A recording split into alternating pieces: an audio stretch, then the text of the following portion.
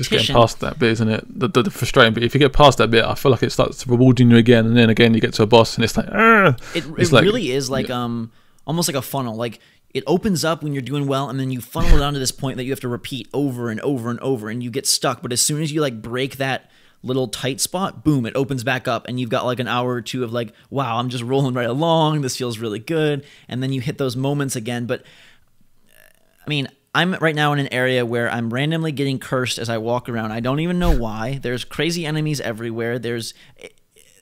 I love it. I love it so much, and I think that it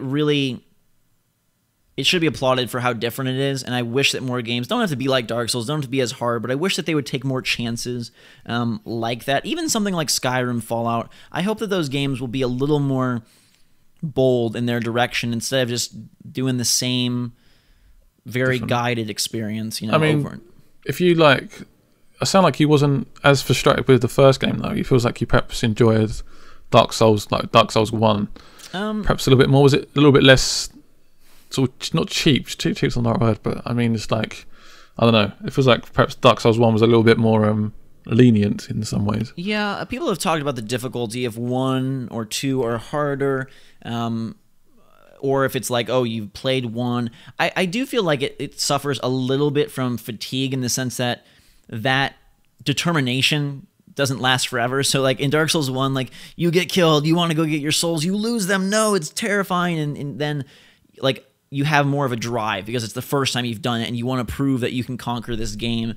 Now doing that a second time, even though I feel like it's a tighter game, a better game, there isn't as much motivation. Does that make sense? Like it's not like a crowning glory of and because you've done it before, sort of thing. Right, because I've done a lot of it before. I mean, it's like the first time you played a multiplayer shooter and the first time you got like that epic kill streak and got some, crazy thing. It would feel really monumental. But then if you've gotten 50 kill streaks, it's like, oh, I did good and I'm proud of it and I'm happy. But I feel like that your first moment with Dark Souls can't really be replicated.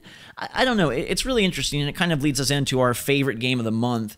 And I do have to say, though, that none of these games grabbed me like 100%. Like they were all very, very fun. But like I think about my time playing The Last of Us or even BioShock Infinite, where like I was so desperate to play more of that game, I didn't want to do anything else. And all these games were fun, but I mean, do you know what I'm saying? Like none of them, I don't know if it's, do you think it's because they lacked story? Like none of them really had a great story. Do you think that's I think me and you both like a really good story and like solid gameplay, where perhaps these games had one of those and perhaps not the other one, where Dark Souls is obviously purely gameplay focused and Infamous is almost, I say, free roaming gameplay focused, and obviously Titanfall is multiplayer, so Metal Gear has like literally no story in it at all, really. Let's not talk about that. Well, there's the creepy cutscene at the end with the girl exploding and whatever else. That was weird. So gross.